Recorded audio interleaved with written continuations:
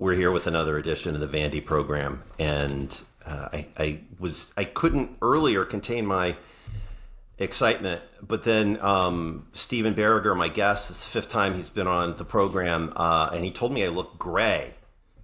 So I don't know if I need to work on the jaundice or something.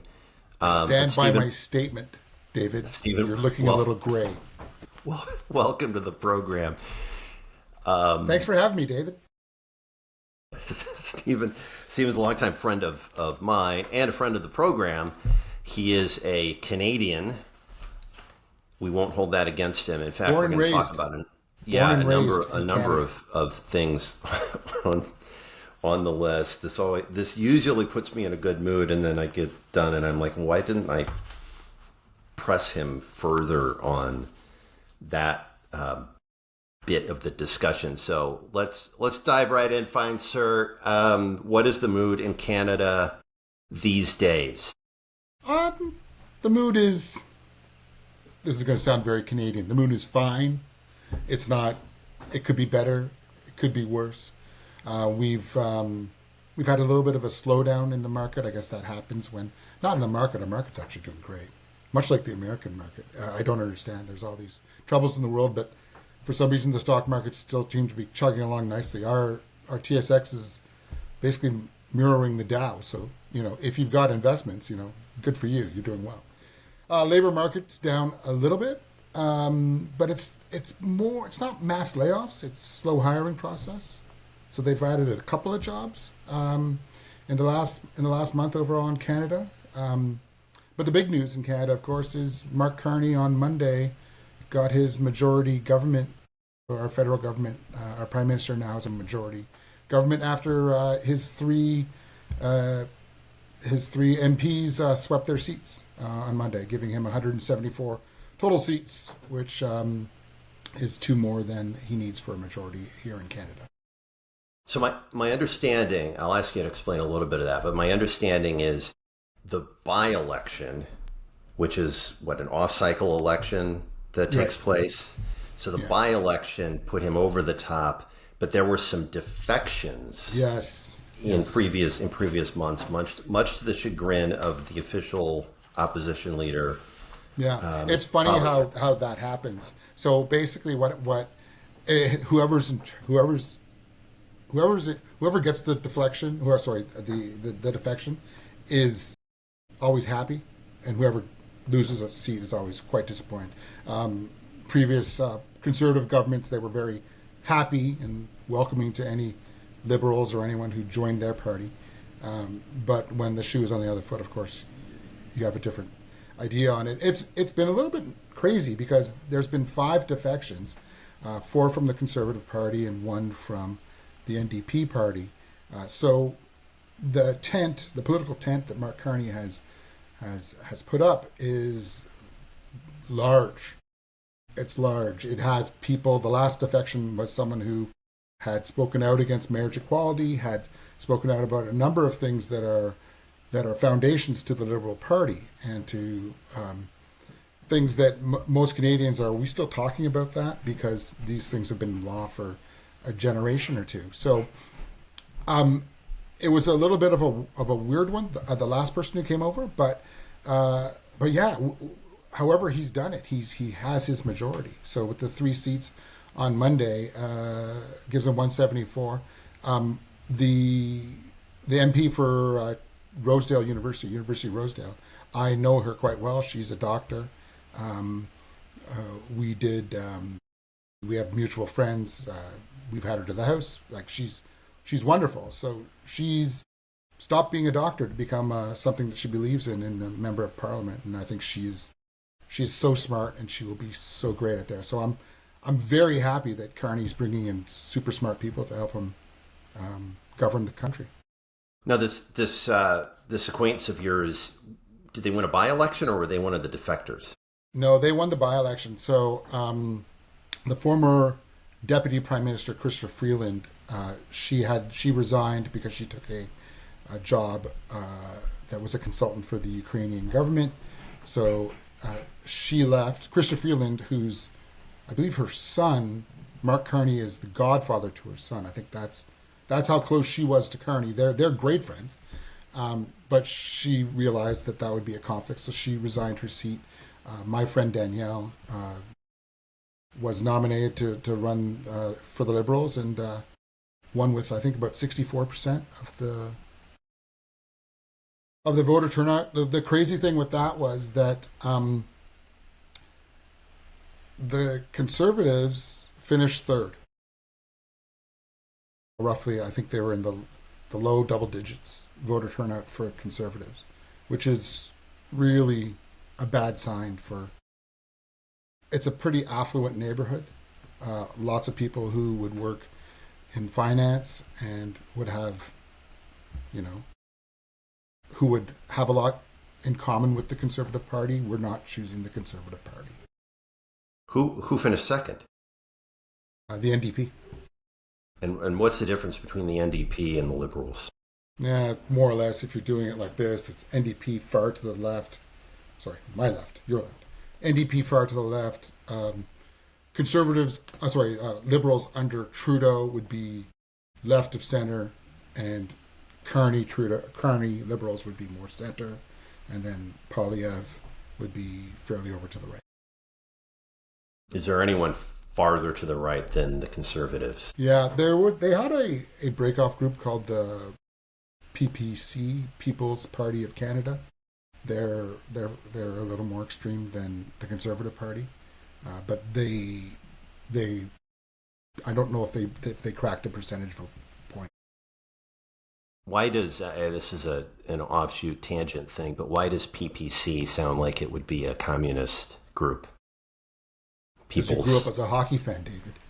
You saw that right across the chest. Yeah, PPC, CCP, yeah.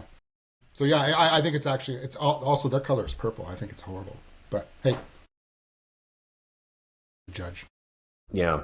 Okay, so we're back to talking about Carney. He's been in office for a year and change, 13 months. Yeah. Year and change. Now he's got a majority. How does that change things for him and for the government? Well, it means that things get passed a lot quicker and a lot easier. It also means that he can fill up committees.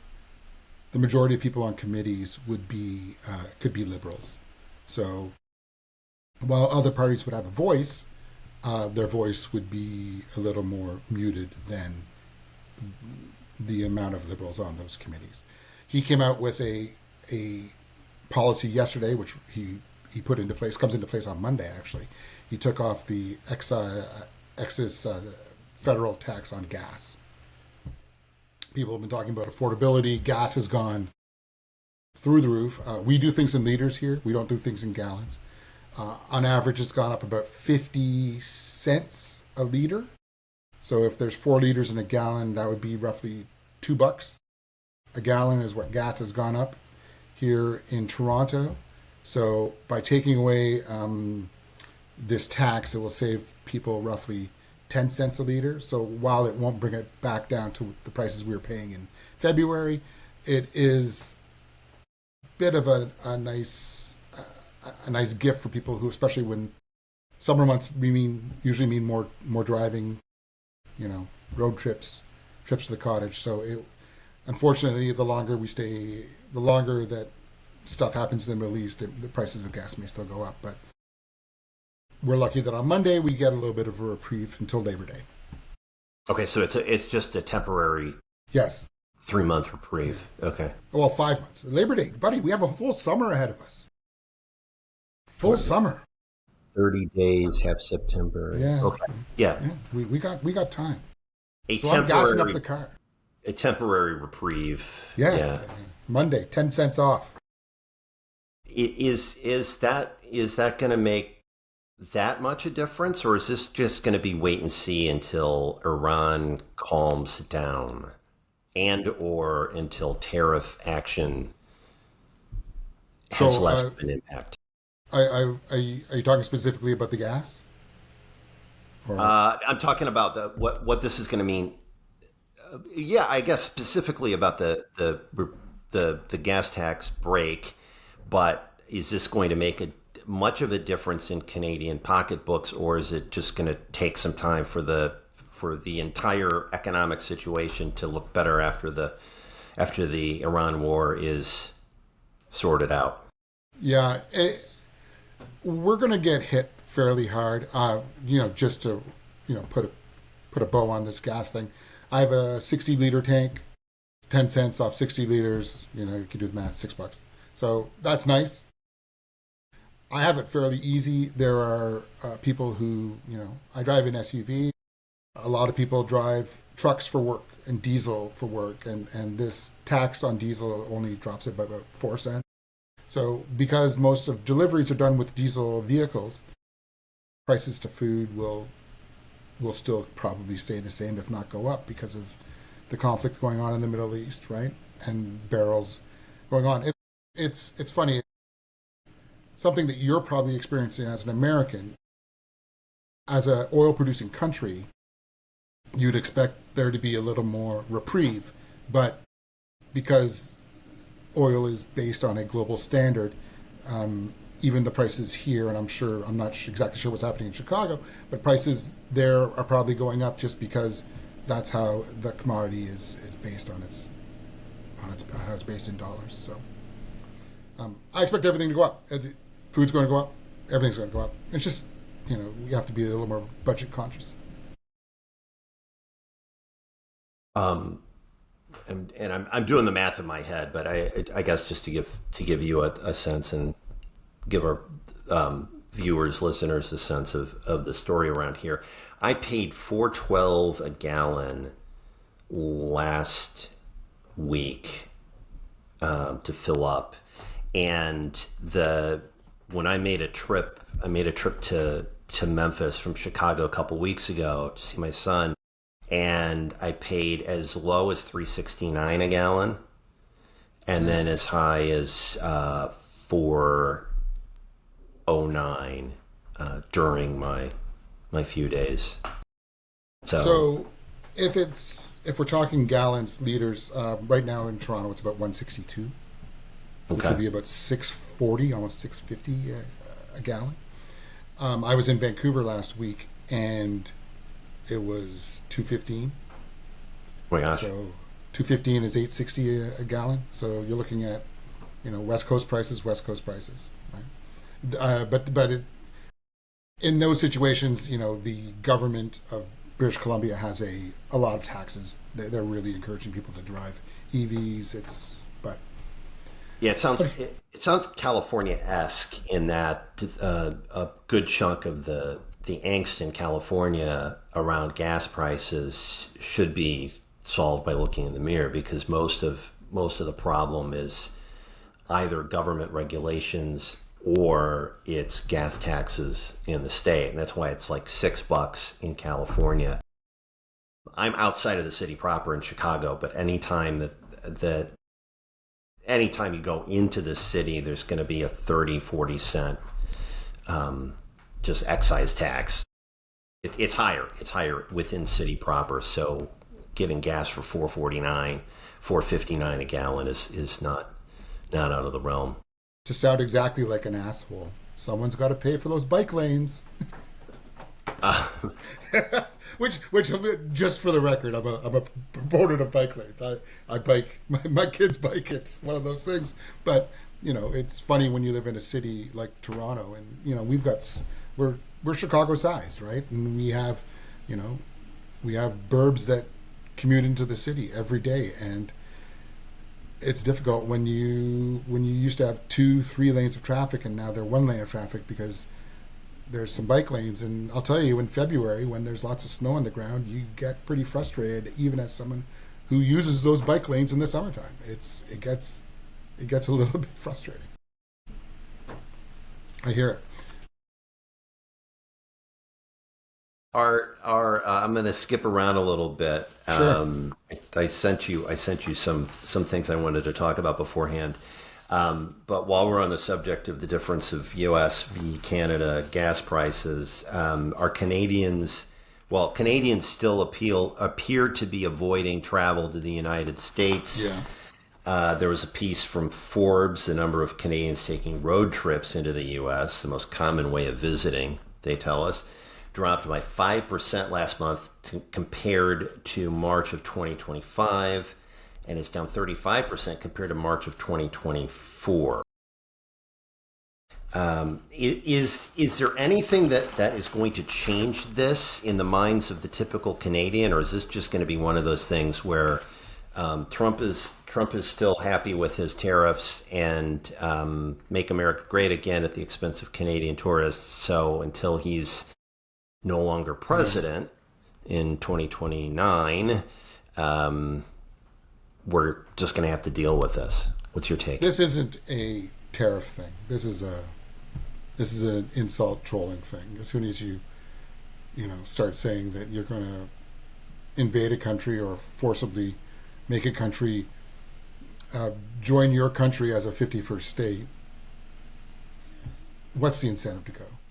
Add to the fact that you've got horror stories that get huge publications because, there are Canadians who get detained and there are Canadians that get, denied entry. And what's the point? It's funny. This is going to be a bit of an aside, but we were skiing at Whistler a couple weeks ago, and it's very expensive. It's owned by Vail, so it's owned by an American company, and it's approximately $350 a day to ski. You can get earlier passes where it's less. We're seeing more and more people. It's cheaper to go to Europe. It's cheaper to ski in Europe than it is for us to ski in Whistler. So for us, it cost us about $11,000 for a ski holiday over Easter weekend. And this is for a family. That's for a family of four, and we're very lucky. I'm very fortunate that we're able to do these things. But my family prioritizes skiing over anything else. So that is our trip, right? That's our trip for the year. It's you see it everywhere. But so going to the States, I used to ski in the U.S. all the time. I've skied in Vail, I've skied in Aspen, I've skied all over Vermont. And I've skied in Utah. Excellent skiing. Love it. I wouldn't get on a plane and go to any of those places. And those are, and look at me, I'm a 50-year-old white guy. It's like I'm not the average person to get harassed, but I'm also a bit of a loudmouth, right? So I just don't want to be in that situation where I get put into a place where I get put somewhere where I'm not comfortable. And unfortunately, the perception that most Canadians, maybe not most, but many Canadians have is that we're not really welcome there. So you want to take us over. It's not just we're not welcome. But it's not just mere trolling, because at this point we have to stop saying it's trolling. We have to stop saying that, because if someone keeps saying, "Oh, we're just trolling, can't you take a joke?" As soon as it's on the other side can't take the fucking joke. So it's not trolling. How so? Well, God forbid we say anything about Charlie fucking Kirk. Like on one side, you've got, Rob Reiner dies and Trump trolls. Oh, Rob Reiner's a bad person. All Rob Reiner did was try to make California and people a better place. All he did was, marriage equality. All he did was make things better. And the president, comes out and lambastes them. Now, I have no issue with Charlie Kirk. But if anyone said anything about Charlie, they were chastised and threatened with losing their job or going to jail or publicly shamed. And what's the difference, right? It's like one side can't take a joke and the other side thinks it's criminal when the joke is against them. So it's so weird. I hate this whole trolling thing. Oh, who cares? Oh, the president was trolling the Pope with him looking like a doctor. No, he wasn't trolling. He thought this was something that would work. And I know we're jumping around here. No, this is fine. This is fine. Yeah, but it's trolling has to stop, because what's the point? It's like when all of a sudden you you say enough things, people are going to take it seriously. People are going to take offense. And why would I come to the U.S.? I saw you last summer. You and I had a great lunch, and I wish I could have spent more time. But as soon as I was done with our lunch, I was like, let's get the frick out of here and get back to Canada, just because I don't want to be pulled over by the wrong cop when I'm speeding through Michigan, right? And all of a sudden I have to answer a bunch of questions, right? Also, it's difficult, which is so crazy because I have so many friends who are American citizens. I love America. I love to visit America. I think I've told you this before, I've been to 47 states, and I have favorite spots in every single state that I've been in. And I miss going there. But right now, I just can't. That's too bad. And New York is the greatest city in the world. So it's difficult. So, but what's going to change it? Moving on. What's going to change it is there's not, like, hopefully if we realize there's leadership, and whether it's on the Democrat side or on the Republican side, there's leadership that doesn't think trolling is a way of doing government. I also would like to go to the U.S. and not be harassed because I say something that someone may find offensive. I've told you this story. Last time when I drove through North Dakota, the person at the border said things that purposely tried to goad me, and I just wouldn't take the bait. Questioned my ability to be a man. Stuff like that. Stuff that I'm like, really, are we doing this? And it doesn't make you know what? It's okay to laugh it out. Like, I'm a big boy. It doesn't bug me, but I'm like, if I was 20 years old, I'd be pretty pissed. So I guess now that we've morphed into discussing American politics. One last thing. Sure. Let's wrap up Canada. Pierre Poilievre. Yeah. Earlier this year, he did get approval from his party. Got 87% that he's doing a good job. He should say leader. Since then, he lost a couple of members in 4 crossings. We've already talked about. His approval rating among Canadians is in the mid-30s, meaning everybody included don't think that he's the right person for the job. He has tried to become a little more diplomatic, which is nice. I like that. I don't like someone who's just known for that Apple thing. But publicly, the MPs are saying one thing, that we're behind him and he's great. Privately, and stuff that I'm hearing, is that there's going to be more defections. The reason they're not replacing him is there's no point at this stage. Because A, there's no one in the wings. B, there's not going to be an election. And C, let him kind of blow out his wind and then someone's going to be coming in. But I don't think he'll be the leader of the Conservative in 2029 when they run in the next election. I can't see it happening. Is this why he came to Texas and did the Joe Rogan show?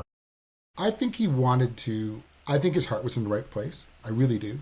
I think he wanted to show that Canada, still cares about its neighbor, which it does. And I think he thought that this was a really good opportunity to promote Canada. So I think that's great, right? I don't agree with everyone that Joe Rogan has on his podcast, but I don't have to.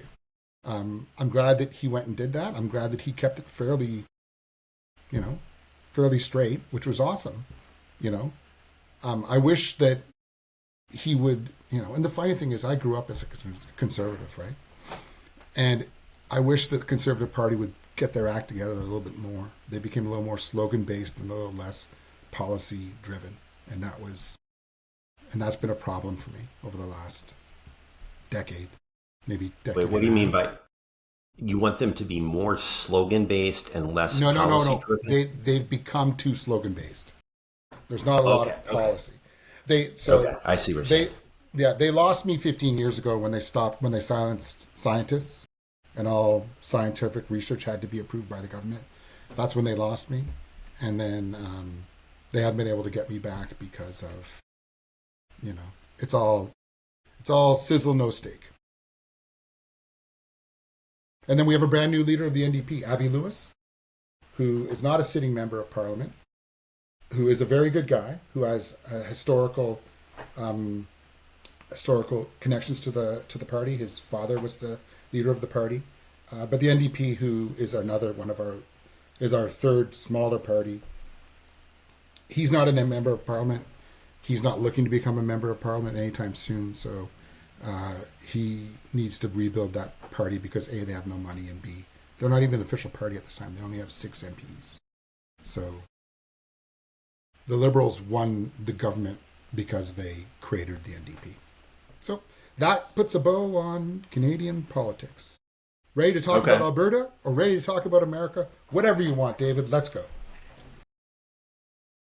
So let's stay in Canada. Let's talk about Alberta, because Alberta separatism is, according to Polymarket this morning, which is one of the leading prediction markets, a 16% chance that they will vote to secede by the end of the year. And in my notes, I wrote down, is this a pipe dream? Question mark. Is it a pipe dream? I listened to something earlier this week about Danielle Smith, who is the Premier of Alberta. And say what you will about Danielle Smith, she's an excellent speaker. And she puts things out that make a lot of sense. When she talks about separation, which I don't think she believes in, when she talks about it and she talks about Western alienation, which is a real thing. I married, as you know, I married a prairie girl. So I know it's real. And being a centrist from evil Ontario, I know how people think about us. She makes a lot of sense. The second part of the story, a piece I listened to, was talking more to the grassroots folks that are running these campaigns. And it's tough not to get a little bit of a, oh, what are they doing kind of thing, because they're not on. They make the jokes that used to be good, like, hey, if your wife isn't going to vote to succeed, don't drive her to the polling station. Those kind of things that people kind of like, oh, that's funny, but it's not really funny. But when you look right at it, they need approximately 178, 180 signatures to get the question on the docket for the referendum in the fall. They're not at that yet. There are 3 million voters in Alberta, give or take 100,000. So 3 million registered voters. They can't get 200,000 signatures. The last polls that I saw, only approximately low double digits, not even teens, wanted to not become part of Canada. Sure, there was a number double that would be interested in that, but would still want to use Canadian currency and keep their pensions and all these things that would probably be non-starters for Canada. So I can't see it happening. And then last week there was a court case that an Alberta judge is ruling with a First Nations group. You and I have talked about First Nations and how their treaties kind of were signed before Alberta became a province. So what happens there? So Elections Alberta has been asked to delay certification of these signatures. So yeah, that 16% is probably a pretty high number. And I would not be voting on Alberta not becoming part of Canada anymore, despite what, the euchre halls and bingo halls of rural Alberta would be promoting. Are there a lot of euchre halls in rural Alberta? There's euchre halls everywhere, aren't there? Is it a Midwest thing? Do you guys play euchre? Oh, yeah. This part of the euchre belt probably stretches into Michigan, down to Missouri, through middle of Illinois. Yeah, down to the parts, I think, of Missouri that call it Missouri. Indiana, of course, where I grew up. Yeah, there's a euchre belt in the States. But I don't think I've ever been to a quote-unquote euchre hall. Let's be honest, it's usually a Legion or Legion affiliate. Yeah, Legion sort of thing, yeah. Where there would be... Bingo. There are bingo. Bingo's big money. Like, oh, whoa, are you city or are you country? Like, bingo's different. Yeah, I understand that. I wasn't aware that there could be a euchre hall somewhere, because that sounds like something I would like to visit. Now, what are you going to do after you stop curling? You're going to buy... Right. You're going to buy the opponent a beer, and you're going to play some curling with the 4 members of your curling team. You mean play euchre with the 4 members of your curling team? Yes. You're going to decide. Yes. The skip's going to decide who's paired with who, and you're going to start shuffling a deck. That's the way it works. As they say, it's a tale as old as time. Well, now I'm going to have to research. I don't have a Jamie like Rogan does, but I'm going to have to research how much euchre is played in Minnesota, because that's curling, like Duluth type places. It seems like if that's near enough the prairies, it's probably makes sense. Does Duluth border Manitoba? No. Ontario? Borders, no. Well, it's south of Ontario. I've been to Duluth. I love Duluth. I had the best banana cream pie I've ever had in Duluth, where the cream was like this, and the bananas, it was unbelievable. And also a meatloaf sandwich that 10 years later I still talk about. One of the things I've heard about Duluth. Yes. Duluth is on fire. Do you need water? Because they're right at the Lake Superior. Do you need some water? Or what are you going to do? Oh boy! All right, let's talk U.S. politics. I guess sure. we're back to one of the items I have on the list is Trump versus Pope Leo XIV. And one of the pieces that I sent you was something I picked up. I found on LinkedIn that I thought was really interesting. This gentleman by the name of Daniel Stauffer, I hope I'm pronouncing that correctly, PhD. He is in the field, it looks like, of crop protection and trait engineering. So I think he's the agricultural guy. Appears to be Catholic. But he said, and I won't read the whole thing, he said, by prioritizing a narrow partisan alignment over the universal moral authority of his office, Pope Leo has effectively traded the keys of St. Peter for a seat at the DNC roundtable, signaling a spineless abdication of spiritual leadership. And what he's pointing to there is the fact that over the weekend or late last week, David Axelrod, who is one of the campaign gurus that helped Obama get elected the first time, was dispatched to Rome to meet with the Pope. And since Axelrod's a Chicago guy, Obama's a Chicago guy, Pope Leo is a Chicago guy, people start to ask the question of whether or not these are all working in tandem.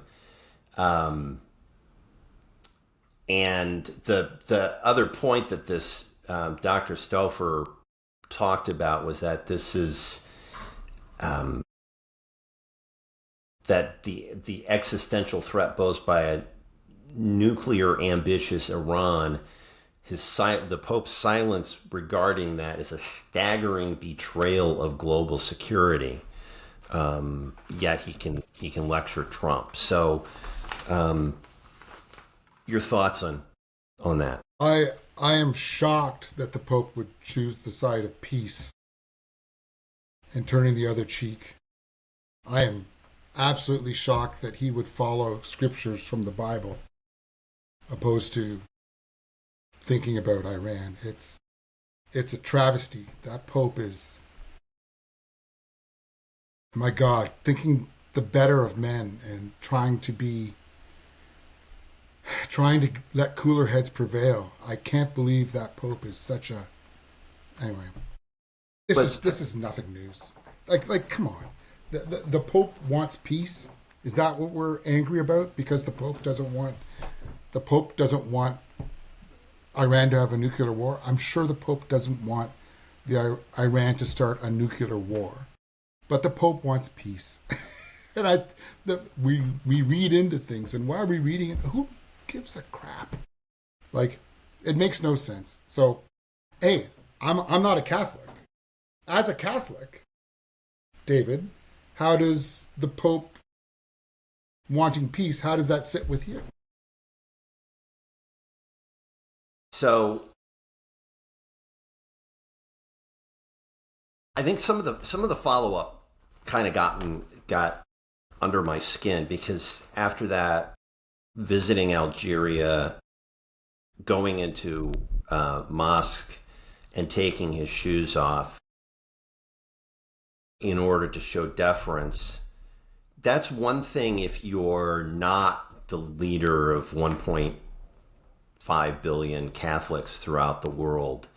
But at some point you have to, I think that, and this is where we get into a whole globalism type thing, because the question that I have is whether the Pope is afraid of being perceived as an Islamophobe, so therefore he doesn't want to say anything that could potentially anger the Muslims, while at the same time he's the leader of the Catholics, so he needs to say things that are within Catholic doctrine. I saw something yesterday that kind of made me wonder, because somewhere in the Baltimore Catechism or something like that, and again, just as background, I was Catholic until I was mid-20s, switched Methodist. I have switched back to Catholicism, so I've come back, so I'm still trying to piece a lot of this together. But then there's the whole question about whether or not Muslims and Christians, Catholics specifically, are worshiping the same God. And the drawing kind of those I don't think Muslims are worshiping the same God. And now I realize I can never, set foot in certain countries, and I will never work for Charlie Hebdo and all that sort of stuff. But they're not worshiping the same God. And that kind of becomes a challenge when you've got the lead. Yes, does the Pope want peace? Absolutely.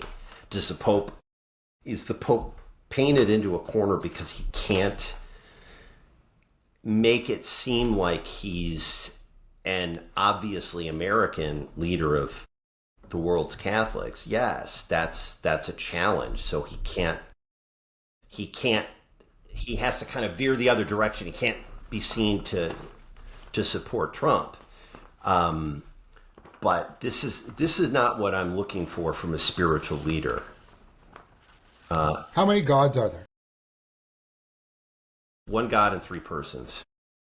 God and three persons? Okay. So why is, you mentioned that Muslims and Catholics, different gods, right? Why can't, if Muslims worship a God, why can't it be the same God as we worship? And once again, as someone who is raised Anglican, married Catholic, honestly, don't give a shit, right? Because I think spirituality and morality is something that you create. It's not something that you read in a book. It's not something, and don't get me wrong, I love homilies. I think they're amazing. And when done properly, for me, a Luddite like me, they make a lot of sense, right? Because it takes the church we used to go to, we have issues with it. They would take scripture and be able to turn it into something that I would be able to relate with. And I think that's really important. One of the things that I think is interesting is that for whatever reason, and this is as old as time, wars are started over difference of opinions when it comes to faith. And, whether it's a woman or whether it's faith, wars happen, right? And so I think I find it upsetting, because I view it a little bit different with Leo. Partly I don't really care, but also I view it where, like, he's actually saying stuff. And what he's saying is like, I don't want to be political. And I don't think he's doing it to appease the Muslims per se. I think he's doing it because he's appeasing everyone. He's showing that we all could be better people if we look past what politics we are and we look at actual individuals. Him taking off his shoes and going to a mosque, are we really caring about that? Is that really something that matters? No. Right? You know, also, I have very big issues with the Catholic Church with how they have, you know, we could go down that rabbit hole, but I you probably don't want to. But it's, you know, so at this stage of my life, I'm very happy that we have someone who is the leader of 1.5 billion people, who is willing to turn the other cheek, who is willing to say cooler heads should prevail. And whether they met with David Axelrod or George W. Bush or Muammar Gaddafi, the ghost of Muammar Gaddafi, like, let's try to look at the best of people. Let's not try to look at the worst of people. Let's not try to pick a little itch. Let's say, you know what, that's actually something we should think about. So anyway, that's just my... It's a bunch of noise over something, and then what I've found interesting, and you know, actually, you please respond to it. No, go on with what you found interesting. What I find is interesting is how this became a sign of the Pope being weak, and then what came out of the weekend when, you know, Trump attacks the Pope on social media. The Pope's like, I don't care. But then, you know, it goes back to that trolling thing, right? The AI image of him healing the person in front of the eagles and things and all that. But which was bonkers. That was actually bonkers. And it's not a doctor working for the Red Cross. It's supposed to have a messianic look to it. It was not something that I would have done. It is not something I support, and I'm not gonna blindly become a sycophant and support everything that Trump does. What I am saying here, though, is that I'm looking for and I understand the Pope is lower.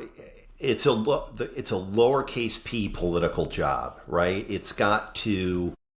Francis was way too liberal for the common Catholic, and now we're going to have to veer back a little bit in a conservative direction. But then again, you can't get too conservative because this is why they elected this guy in the first place.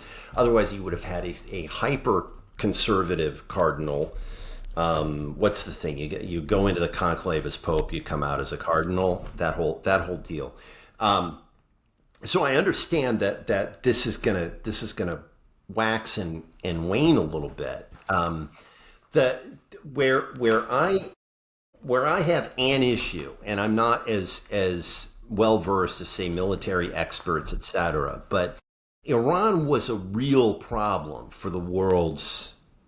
For a real problem for America, a real problem for the world's Christians for years, decades, 47 years. Now, whether or not this was a quote-unquote just war, whether or not it made sense for Trump to go in, when he went in, it was probably the only time he could have done it. Maybe he had some political capital he could spend, etc. Maybe he fully believes we can be in and out of there in 8 weeks. We're on week, 6? I don't know if that's going to happen, but hey, the thing that I have a problem with is, yes, the Pope of course wants peace, and what Pope does not want peace in the world, and God love him for wanting peace in the world. However, there are times when war is justified, and this was something that the Iranian regime was a thorn in America's side for 47 years. And now there's an opportunity to change, to help affect regime change. And this is as justified as it's going to get. Did it make sense? Did it have to happen? I don't know. But there are some times when a war is justified. And the fear I've got is that you've got a pope who is going to be okay with kowtowing to various interests and opening the door, and it's going to be all right for a whole host of Muslims to affect change throughout the world that we were not looking for. And now I realize that this is now going to be either the least or most popular episode of this podcast ever, if it does indeed see the light of day. David. Here's the thing. People are afraid. People are afraid, writ large in the Western world. People are afraid of saying something about a specific regime because they're fearful that they're going to be called Islamophobic. The same principle applies to Israel. Because if you can ask the question of, well, what is Israel doing? And you can ask this in a way that is not anti-Semitic. And I think the same principle can apply here. There are God-fearing Islamic people throughout the world who don't mean trouble. And then there's Iran. And I think that there is a huge difference between the two. And this is something that the Pope probably should point out. I don't think that's the Pope's job. Pope's in charge of all countries that have Catholics, not just America. I also don't think we should look at the Pope as too liberal or too on the other side. The Pope is the Pope. So we're obviously not going to agree on this. I think he has no role to play in this except for one of a spiritual leader for a billion people. That's a great job. So he should do that, which he's doing. And if someone asks him a political question and he answers it in a, let's be honest, less than who gives a shit way, asking for peace, turn the other cheek, all those things from Scripture, we're going to lambaste him for how he acts around mosques and the fact that, maybe deep secretly he's an Islamophobe and only if he could say he is. This is a stretch, like we're talking about, Pizzagate, right? This is a bridge too far. It could be just a guy who's from Chicago, who invited another guy from Chicago to see his brand new house sitting in the middle of Rome. And they talked about stuff from politics to the Bears moving to Indiana to the latest hopeful Smashing Pumpkins album. Who the heck knows, right? It's one of those things. Now, the problem with the Iran war is that as a Canadian, and once again, as a Canadian who doesn't watch news, I don't watch news, I read some news. I didn't see it. For me, it wasn't a just attack. The more I read about it, the more I think, and once again, I have lots of Jewish friends. I don't think I'm an anti-Semite. It's hard not to put this at the toes of Israel. Israel has been responsible for more deaths over the last 3 or 4 years than Iran. And I find that shocking that we're not looking at an actual regime change in Israel. But now is when I have to play the Marco Rubio meme. Where sure, go ahead. When he was still a senator, and he was asked, do you feel bad about the deaths of innocent people in Gaza? And he said, yes, of course I feel bad about them. And 100% of those deaths are at the feet of Hamas. I disagree. 100% those deaths are at the feet of Bibi and the Israelis. 100%. Why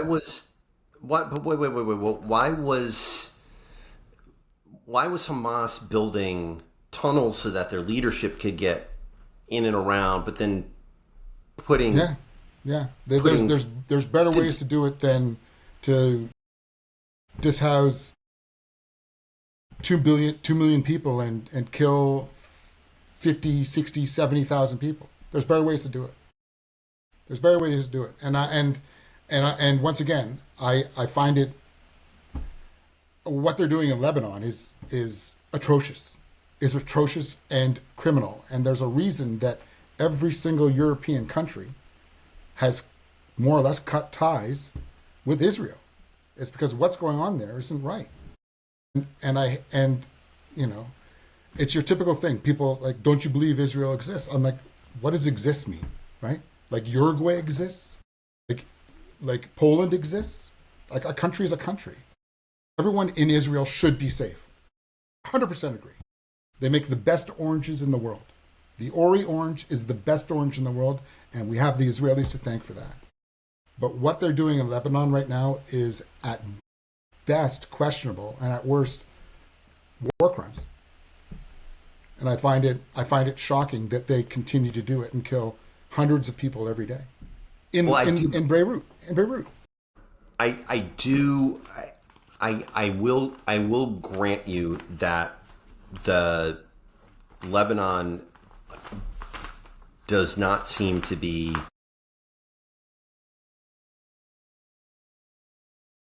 I'm not sure how connected Lebanon is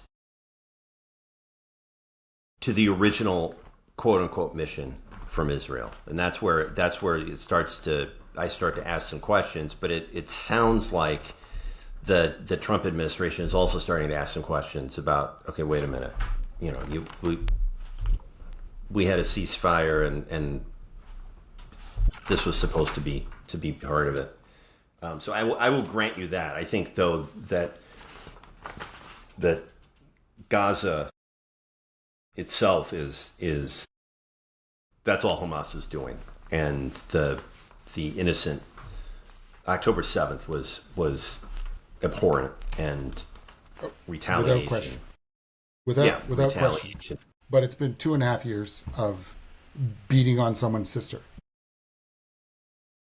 The bully punched you in the face, and not only have you killed the bully, now you're just punching his little sister in the face.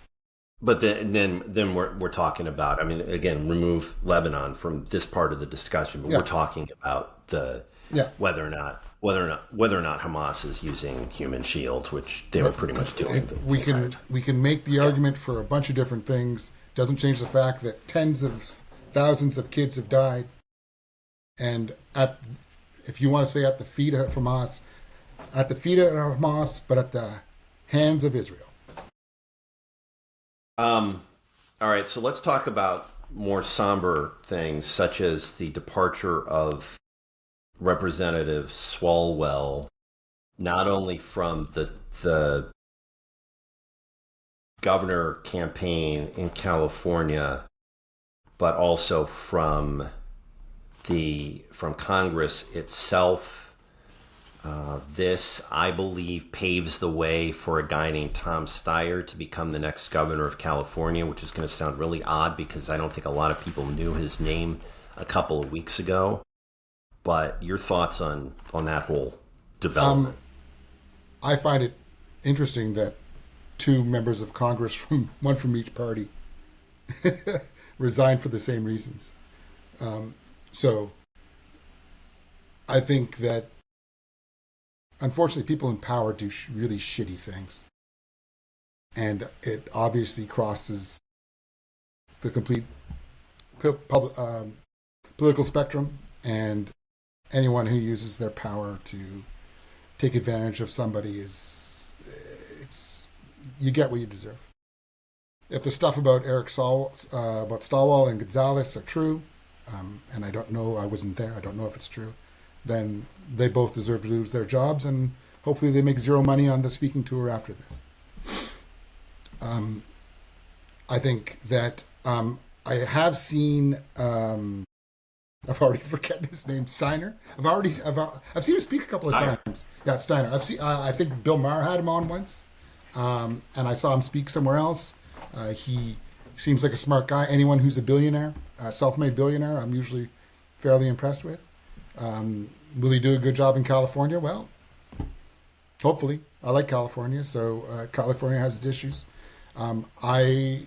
To be honest, the only people who I knew running in the field, I'm not a fan of Katie Porter. I think I would not be happy if she was governor. She's said a bunch of things that I think are arrogant, and she rubs me the wrong way. I wasn't a big fan of Swalwell either, but he seemed fine. California does a weird thing, right? With so many people and only the top two get voted in. So the fact that instead of it was looking like it might be two Republicans going head to head, and now it might look like it's a Republican and a Democrat going at it. So that's at least makes more sense to me. So, well, that's why it happened when it happened. There was and I've said as much on X, but this was kind of a preference cascade moment where it's like, okay, wait a minute. Because now we're hearing anecdotally that Swalwell was a known quantity. I mean, even this Ruben Gallegos, senator from Arizona, who was friendly with him, but now is distancing from him, says, well, I'd heard that he was a flirt, but it was nothing more than that. But you have all of these other stories that are coming out. It was the fear on the fear on the Democratic side was that with the jungle primary, if we have two GOP people, we have lost the state, and we can't let that happen. So that is why everything is coalesced. We've got June 2nd is the primary. So at that point, it'll be Steve Hilton, who seems to be a very reputable guy. He's on Fox News a lot talking about it. I don't think everybody on Fox News realizes the fact that if it is a GOP person against a Democrat, the final score is going to be like 60-40 for the Democrat. And it really actually does not matter who that person is. The Democrat is going to win, which is part of the reason why Swalwell was taken out of the picture now. So the question is whether Katie Porter's turn is going to be next, just because she doesn't appear to be the kind of person that she doesn't seem very likable, right? So she doesn't seem the word really. So, and yeah. Anyway, I mean, Steyer has this central casting thing going for him, where it's like, if you were to get a billionaire from central casting who would come in and save the state of California, it would look like this, and you just have a cutout of Tom Steyer, and that seems to be the kind of thing that would make sense. It makes sense to somebody sitting in Illinois going, oh, what's going on in California? Oh, you're going to elect that guy? Yeah, sure, okay. I would like him to be 10 years younger. That's central casting.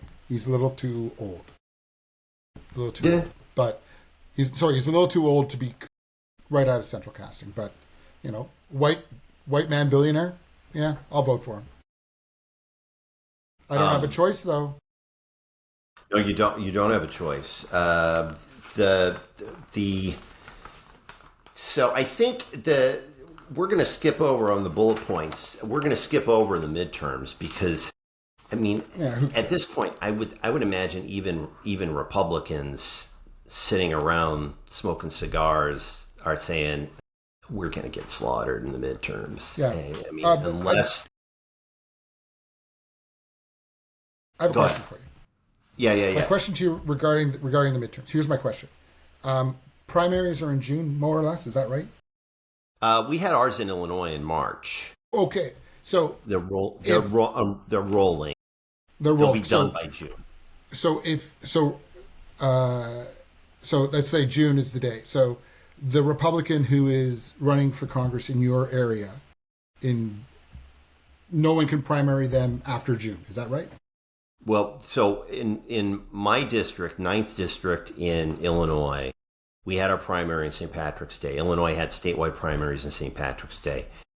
Maybe Pritzker won the nomination. There wasn't a question that he would. And for the Democratic side to be governor, he's going to go up against the same guy that he went up against 4 years ago, Darren Bailey. First, was going to win by 20 points or so. We've got there are two candidates. There's a Democrat, there's a Republican. I forget the name of the Republican in my district. The reason I forget the name of the Republican in my district is going back to the 2016 election. I want to say this district went like 87-13 for Hillary. So this is a very blue district.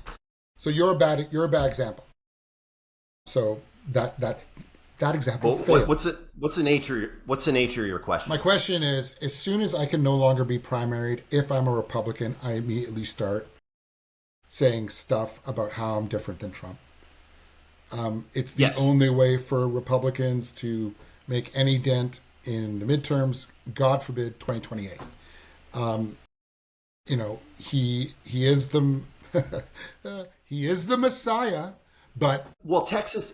Here, sorry to interject, but Texas is a great example here because Texas had its primaries early March or late February, and what happened there was there wasn't enough in the threshold. Different states have different things. California's got its jungle thing. The Republican Senate primary between the incumbent Cornyn and Ken Paxton, who's was he Attorney General? He's kind of controversial, not very well liked by the mainstream. Had some cheated on his wife allegations or things of that nature. But they've been jockeying for position because nobody got 50% to go up against James Tallarico, who's the gentleman who was on TV, and I think we talked about that maybe the last time we were on the show together. So now Cornyn and Paxton are both still, hey, I'm going to cozy up to Trump. Paxton said something along the lines of, if Cornyn will pass the SAVE Act, I will jump out of the primary, so that Cornyn can be the nominee in the fall. But so that pair, they're both, we're going to cozy up to Trump as much as we can until the point comes that we know who wins the special and moves on as the nominee. As soon as he becomes more of a lame duck president, hopefully the Republican Party moves from all the buffoonery stuff that he's doing. Well, but I guess the thing I wonder about it's certainly sensible, right? And you would think that it would be the way to go. But I talked to Andrew Donaldson last week on the show, and we were talking about kind of the Trump 2.0 effect and who's going to be the heir apparent, and could JD Vance be seen as enough of a Trumpian character, or is it going to have to be Rubio because of all of the foreign policy stuff, and who's going to get the imprimatur of Pope Trump, and all of that kind of rolled into one bucket. I think it takes away a lot of the lame duck effect that you would think would be applied to Trump, because there's going to be so much deference, so much ring kissing going on up until we've got a 2028 primary that's actually decided. I mean, it's probably going to be up till the convention in 2028 when people will stop saying, I need to be MAGA, I need to be Mr. Trump's best friend. So I don't have the answer to that. I can tell you this much, though, that I don't think Tallarico has a prayer in the fall against whoever emerges from Cornyn versus Paxton. I don't think it's going to be particularly close. This is not going to be like Beto versus Ted Cruz, where it was closer than people thought, but it still wasn't close. This is not going to be close at all. But the funny thing is that all voting and all things up till now have kind of maybe proved that statement a little bit of a stretch. Like the amount of things that have gone the Democrats' way over the last couple of, election cycles, special elections, these sort of things, it seems to be pointing that direction. I also do not think that the Senate seat in Texas will go Democrat, but I think it will be a lot closer than Republicans want it to be. Regarding JD or Marco, I think Marco is significantly more charismatic than JD. I don't think it's going to be either of them. I think if I was picking someone, I'd go back to your favorite from a couple of years ago. I'd go back to Ron DeSantis. Like I don't think, I certainly can't see JD. I think everything's going to be awful for JD over the next couple of months, years.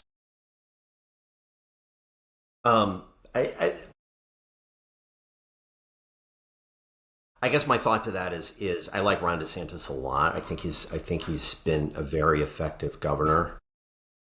I don't think he's electable on a national scale. I don't think he's got the charisma. I don't think he's got the charisma to win the primary, let alone win the general. Yeah. Let's segue over to the Democrats. It's early, but it's not too early. I mean, it's 2026, a couple of years.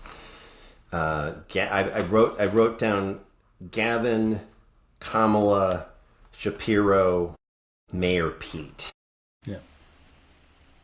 I guess we can throw Pritzker into that mix too, because he's got money. Yeah, the problems, as a big guy, the problem with Pritzker is he's a big guy. No one wants a big president. No one wants a fat president. He's been he's on Ozempic? He has been losing weight. He's been more active during the Final Four. He was walking. He looked svelte, and he was wearing an Illinois I take polo. it all back. Yeah. Last thing, then I'll pivot. The last thing that the rest of the country wants is another Democrat from Illinois being the president of the United States. Kamala has no choice, no chance. I love Buttigieg. I think he's super smart.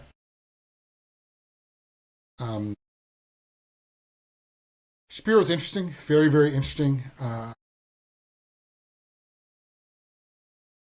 I don't know. And I just keep going back to Newsom. And is it going to be Gavin by default? It was Biden by default until he couldn't eat porridge, right? Yeah. Or it's someone new. It's Mark Cuban, or it's somebody. It's someone who we haven't seen yet, who comes out of nowhere. I.e., much like Obama did remember, this is in 2006. Who was Barack Obama, right? He was nobody. Well, in 2004, he gave the address to introduce the nominee at the convention, which was the slot that in 1988 Bill Clinton had, and that was seen as kind of this is your proving ground. And then he was elected. Huh? 2006, no one knew who he was. He was in his first term. No one knew who he was, and it was Hillary's job to lose, and that didn't go well. So I think that right now the Democrats are, speculation is, if I had to pick one, I'd pick Newsom, but who the heck knows? And God forbid, I would love to see Newsom versus J.D. Vance in a debate. I honestly think that J.D. Vance has the charisma of a wet bag. When I look at J.D. Vance, I'm just like, this guy again. I like Rubio. I think Rubio's smart. I just obviously J.D. Vance is smart, but he's got the charisma of a snapping turtle, right? It's who cares, right? At least the thing, Gavin Newsom is a young, handsome man like you, svelte, been working out at the gym, tall. That works for him. Gray. Very gray. Yeah, gray? You could use some California sun. Question off this. Yeah. Do you have World Cup fever? No, and I do have some thoughts on that. And so I remember I moved to Chicago in '93, and the World Cup got here in '94. And the first game of the World Cup was at Soldier Field. And I got to tell you, that was an electric summer. That was a lot of fun. We were into it. Everybody was, you of course you root for the home team, but then your country of origin is on the list. I had a Belgium World Cup hat in the back of that's the license plate from my Nissan Sentra. And I had a Belgium World Cup hat that ended up being weathered by the sun, and we were really excited. Now it's just a corporate money grab, and I don't know if you've seen some of the stuff. It's going to cost $100 to ride the train in New York, the New York, New Jersey transit train to get to the Meadowlands for the finals. It costs you $100 to get on the train. Buses in Massachusetts are going to be 97. There will be no tailgating. But my point about Chicago was Chicago decided that it didn't want to, home you don't play that was what they said back when they were planning for the World Cup. They're like, we can't go through all this. We got enough problems with Soldier Field as it is. But they had to raise, if I understand correctly, they had to raise the field in Dallas to get to have enough room on the pitch, and there's going to be some weird. It's going to be really. No, I don't have World Cup fever. I will, I'm sure, at some point start mainlining the stuff. But no. Yeah. The you? No. Toronto's doing lots of games here in Toronto. And there's a fan Is it zone. at the Rogers Center, or is that where the FC? No, it's at the BMO Field. So it's at That's where FC Toronto FC plays. They've added some new seats to make it larger. Why are soccer names in this iteration of the MLS? Why are soccer names in North America so stupid? I mean, the Toronto Blizzard was cool. The Vancouver Whitecaps, cool. Chicago Fire, cool. But then they had to add FC to it, and it's Sporting KC, which is just a Real Salt Lake. Yeah, doesn't make any sense. No, but why? I mean, and everything's united. Let me finish my thing. Stop it. Please finish your thought. Yesterday it was announced there'll be a World Cup free fan zone in Toronto. That's awesome. VIP tickets are $300. So it's a free fan zone for.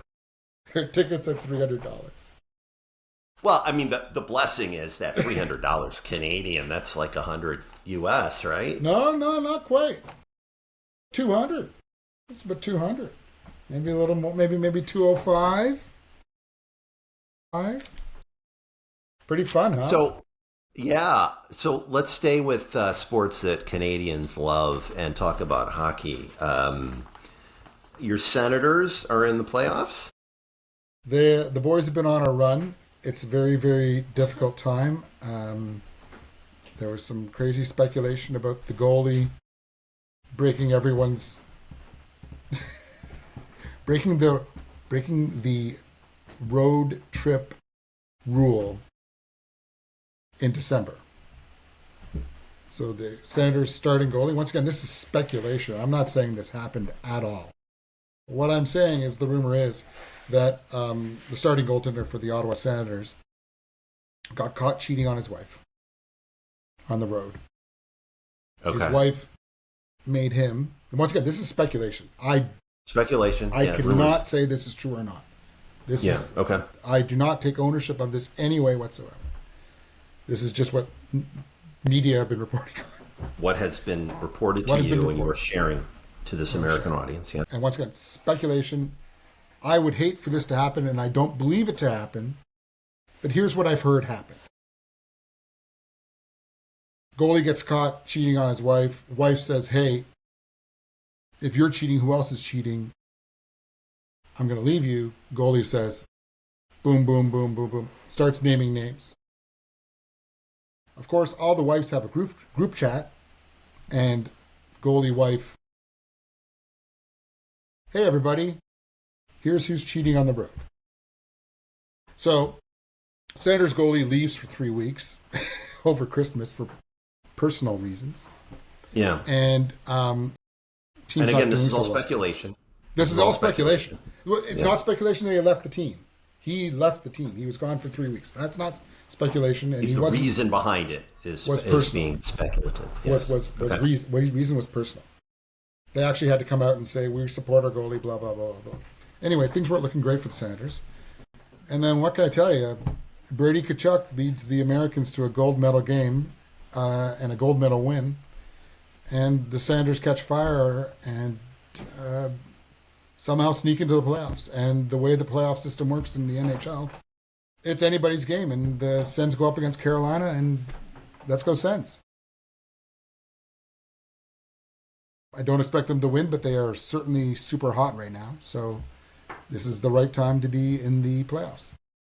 And the odds of the Canadian-based team Stanley Cup drought, the odds of that happening this year, the odds of that ending this year. So Edmonton's good. There's 3 teams out of 16, Montreal, Ottawa, and Edmonton. So, whatever those odds are. So that's not very good. 3/16 is not very good. You know what? I got a little faith in Captain Canada.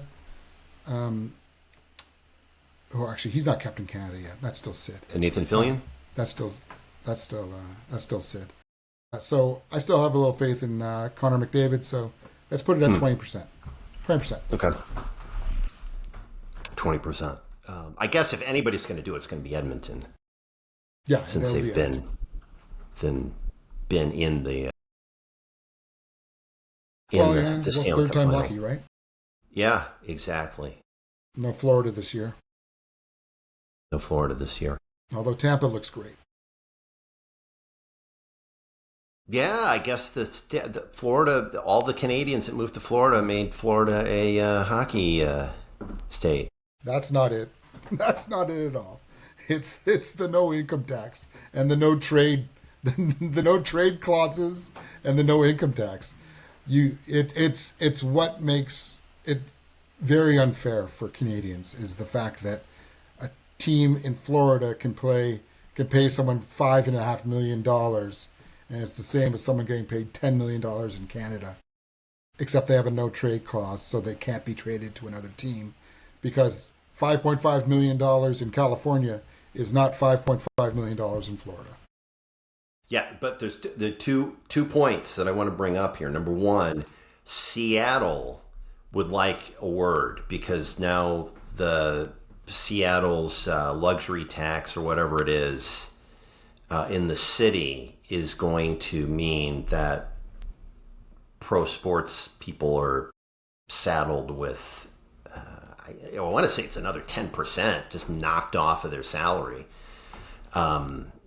Tax the rich in Seattle proper, but it occurred to me that we probably should send this off to Governor DeSantis, because if this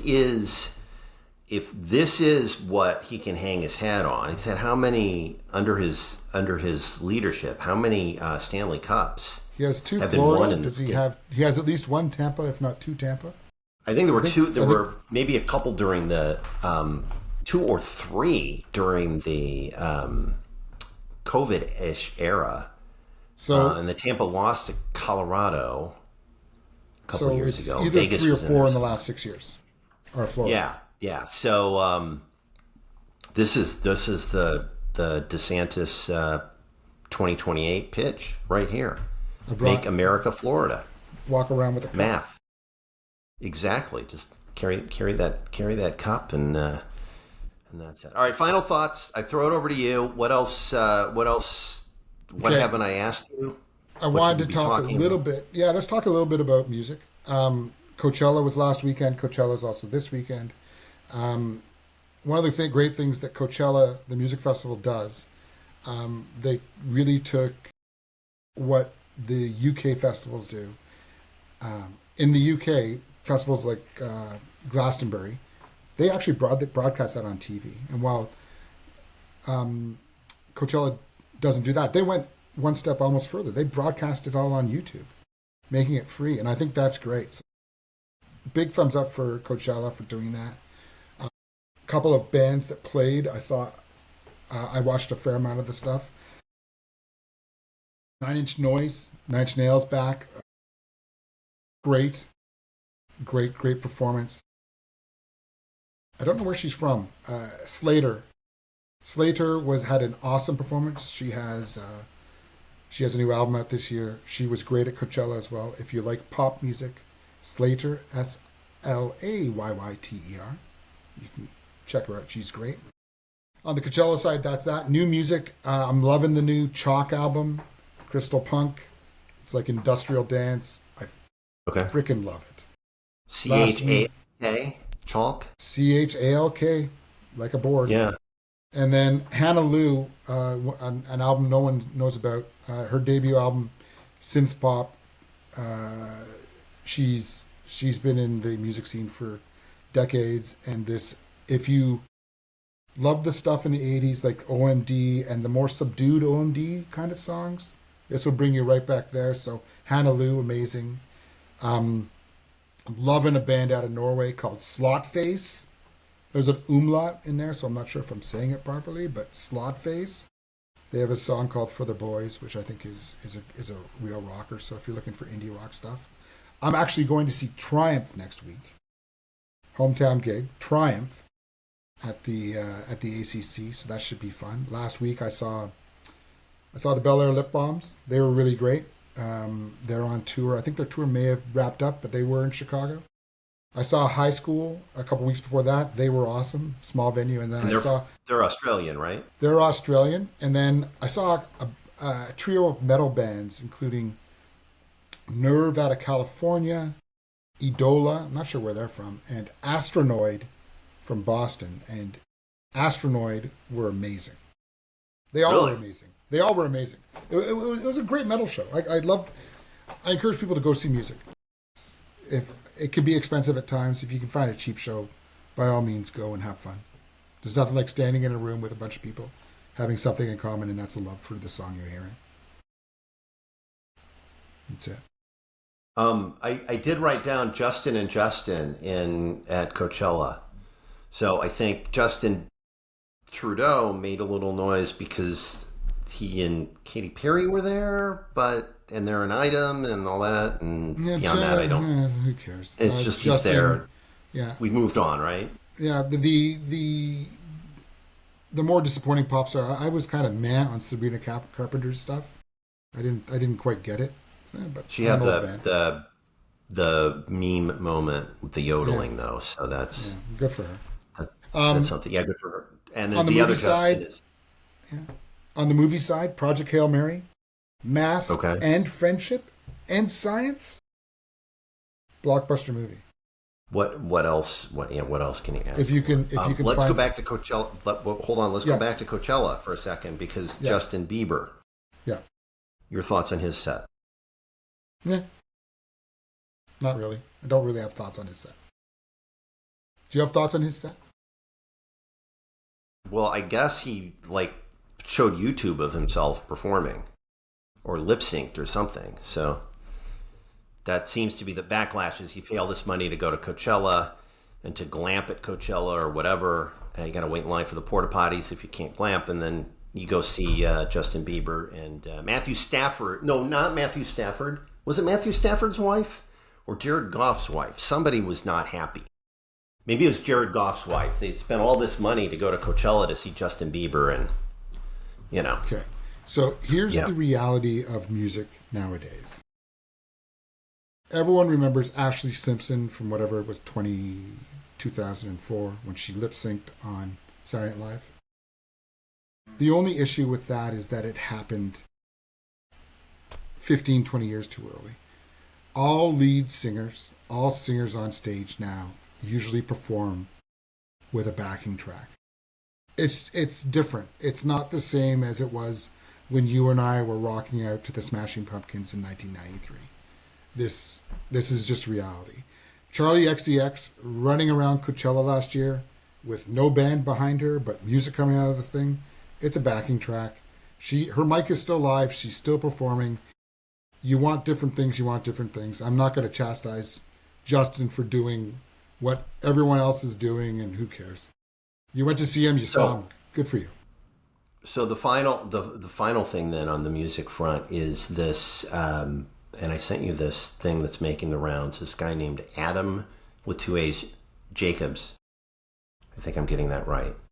Has recorded some crazy amount of shows. I thought they said 10,000. Yeah. I don't think it's 10,000. Have you gone through the list of the shows yet? I have not. You have not. You need to do that because I've had several out of towners that I've sent it to, and they're like, "Oh my gosh." Well, I found Aloha and Constantine's both had shows, and these are two bands that I enjoy from the 04, 06 era. Tahiti 80 or something like that was one of the bands. Yeah, I love Tahiti 80. Do you seriously? Have you heard of them? Yeah, of course I've heard of them, but I don't love them. I like Tahiti 80, but they were definitely something in the mid 2000s. Yeah. Yeah, they were. My friend Ken in Atlanta sent me a note, and he's like, "Oh my God, that there's a Tahiti 80 show here." So I'm gonna. But it is definitely it's an amazing treasure trove of 80s, 90s, 2000s. I found a piece. For instance, I was dragged to a show. Now I'm trying to piece together. Was it at the Empty Bottle? Was it at Metro? But I saw a band called Pet Lions, and this was just as they were signed. And I gotta tell you, I'll be honest with you, Pet Lions was not very good.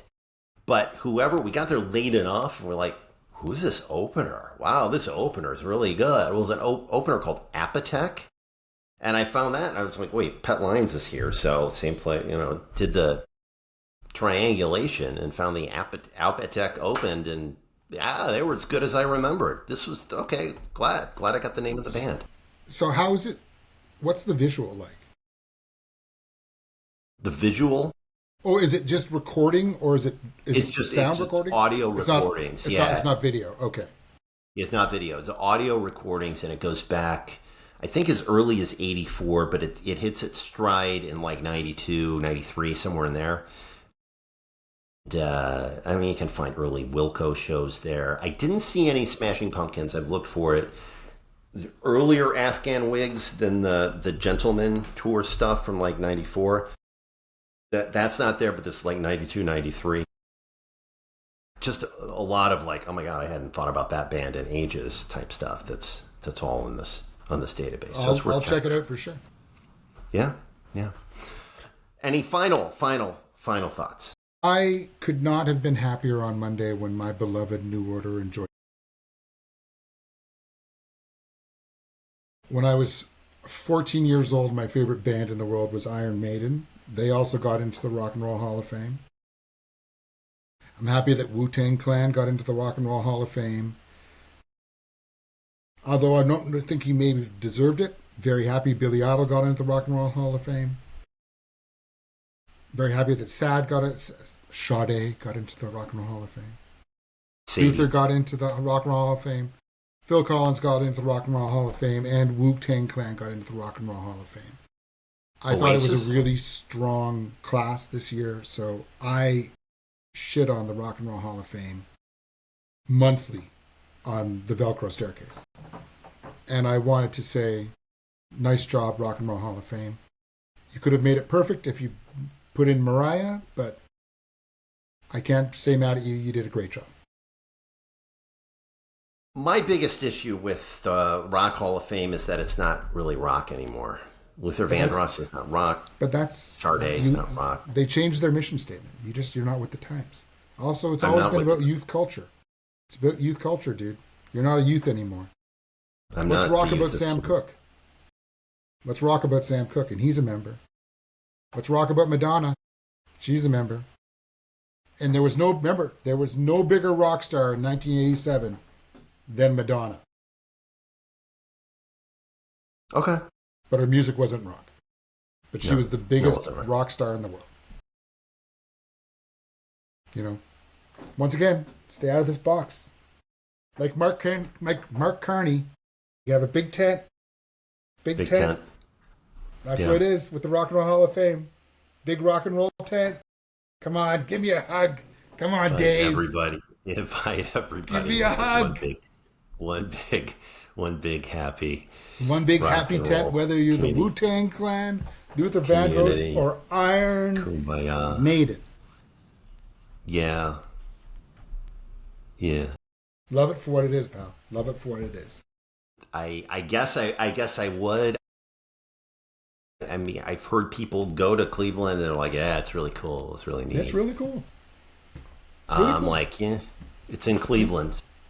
Yeah, hey, that's not that far for you, though. Cleveland's the place you drive by. It's got that hairpin curve when you're going from Indiana to Syracuse, New York. You know what? Chicago's a place you could drive by, too. Yeah, but we have reasons to stay here. There are things to get you. You can here. drive by it, though.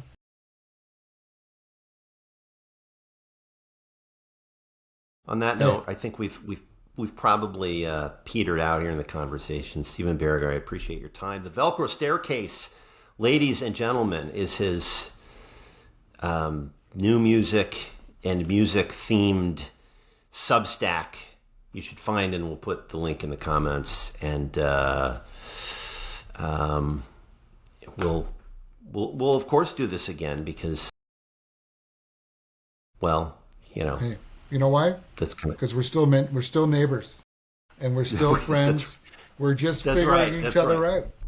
We can have a conversation like this and still remain friends, and that seems to be missing in a lot of society these days. So here's thanks for having me on, Dave. Really appreciate it. Not a problem. It's been a pleasure. All the best. All right. Yeah.